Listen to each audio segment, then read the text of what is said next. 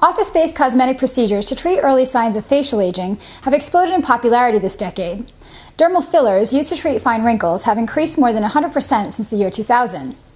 The FDA recently convened a safety advisory panel to review a growing number of reported complications from dermal fillers such as Juvederm, Restylane, Hyloform, and Cosmoplast. The complications range from serious allergic reactions to scarring and swelling. Genzyme, Allergan, and Medicis are the major manufacturers of these products.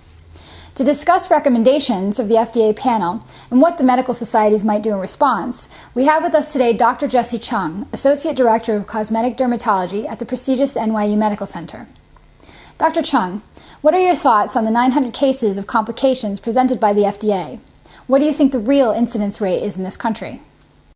Again, these also included serious complications such as granulomas, vascular arterial occlusion, but I think the real rate of complications is actually much higher than what we are getting from this FDA database. However, I think most of these complications are not the serious ones. I think a lot of them is bruising and swelling. There definitely are complications associated with fillers, but again, I think in the hands of an experienced injector, these complications are actually quite low. What is the most serious complication and how can it be avoided? I think the most serious one would be a retinal artery occlusion, where you can actually get blindness of the eyes. These have been reported in cases of fillers being injected near the eyes, where the filler actually somehow gets into the arterial flow and causes the artery to die off and cause blindness. That's probably the most serious thing. Granulomas we can reverse with some injections or some pills most often. The FDA mentioned the problem of doctors delegating the injection procedures to office staff. How big of a problem is this, and does it contribute to bad outcomes?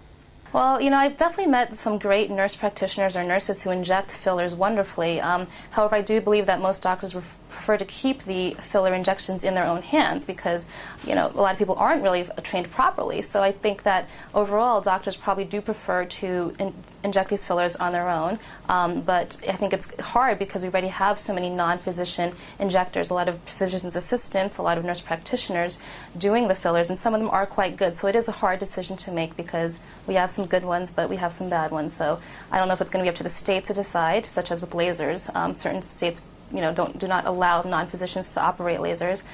Again, you have some physicians who aren't trained also in these fillers. We have plastic surgeons, the ENT doctors, the dermatologic surgeons, but then you also have pediatricians doing filler injections now because the reimbursement is so wonderful. So again, it's a tough question, and I think it's up to how skilled the injectors actually are.